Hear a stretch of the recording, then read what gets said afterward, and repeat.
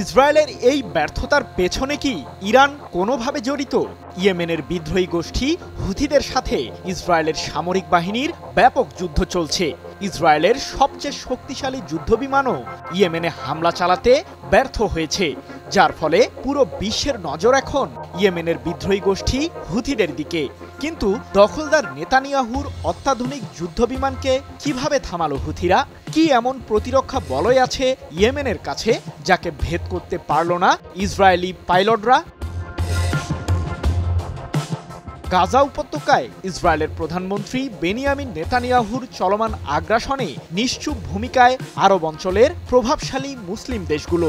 কিন্তু ইহুদিবাদীদের এই বর্বরতায় শক্তিশালী প্রতিরোধ বলয় হয়ে উঠেছে হুথি বিদ্রোহীরা। দফায় দফায় ড্রোন আর ব্যালিস্টিক মিসাইল হামলায় কাবু হয়ে পড়েছেন নেতানিয়াহু। হুথিদের ক্ষেপণাস্ত্রগুলোর বেশিরভাগকেই প্রতিহত করতে পারছে না ইসরায়েলের অত্যাধুনিক আকাশ প্রতিরক্ষা ব্যবস্থা আয়রন ডোম। তবে পাল্টা জবাব দিচ্ছে ইসরায়েলের সামরিক বাহিনীও। ইয়েমেনের রাজধানী সানার দক্ষিণাঞ্চলকে লক্ষ্য করে এবার নিজের আগ্রাসন শুরু করেছেন নেতানিয়াহু। তারই অংশ হিসেবে সম্প্রতি 12টিরও বেশি যুদ্ধবিমান নিয়ে হুথিদের সামরিক আস্তানায় হামলা চালানোর ফন্দি আঁটে ইসরায়েল।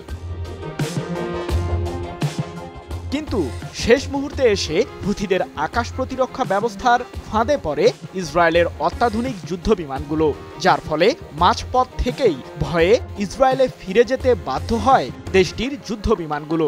এক প্রতিবেদনে বিষয়টি নিশ্চিত করেছে লেবানন ভিত্তিক সংবাদ মাধ্যম আল মায়াদিন। এদিকে যুদ্ধবিমান দিয়ে হামলায় ব্যর্থতার পর ইসরায়েলের নৌবাহিনীর ক্রুজ মিসাইলগুলো তেড়ে যায় ইয়েমেনের দিকে। তবে এবারও ব্যর্থ হয় ইহুদিবাদীদের সামরিক বাহিনী।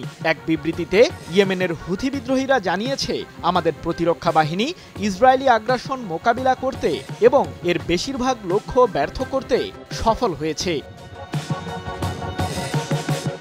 কিন্তু কোন ধরনের আকাশ প্রতিরক্ষা ব্যবস্থা আছে হুথিদের কাছে?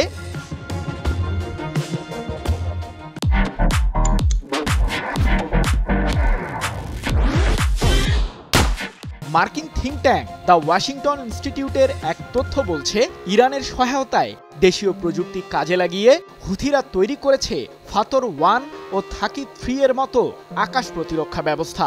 এছাড়াও ইসরায়েলের আগ্রাসন থেকে রক্ষায় হুথিদেরকে সায়াদ 2C মডেলের এয়ার ডিফেন্স সিস্টেম দিয়েছে ইরান। এই প্রতিরোধী ঢালগুলো দিয়েই মূলত ইসরায়েলের অত্যাধুনিক যুদ্ধবিমানগুলোকে প্রতিহত করেছে ইয়েমেন। সৃজন মাহমুদ, নিউজ 24।